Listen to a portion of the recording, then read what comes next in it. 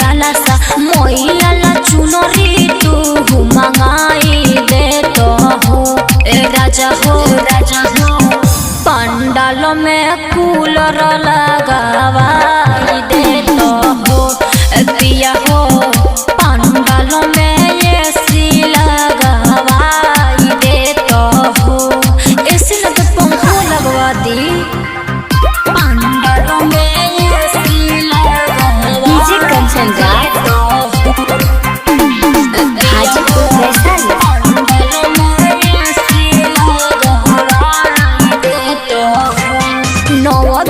कैसे बिताई पिया होखे भीड़ भारी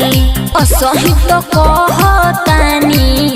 कदी पहिले तैयारी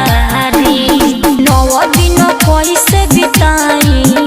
पिया होखे भीड़ भारी असही तो कहतानी कदी पहिले तैयारी माल से फूला वाले आके सजाई दे तो हो राजा हो पंडालों में कूलर लगावाई दे तो हो पिया हो पंडालों में एसी लगावाई दे तो हो लगवा दिला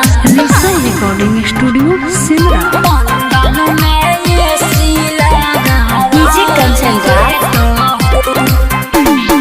हाजीपुर वैशाली।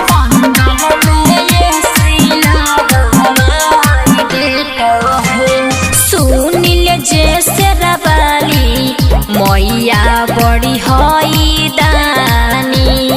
गोदी जे बाट हमर सुना बात रौआ लेना मानी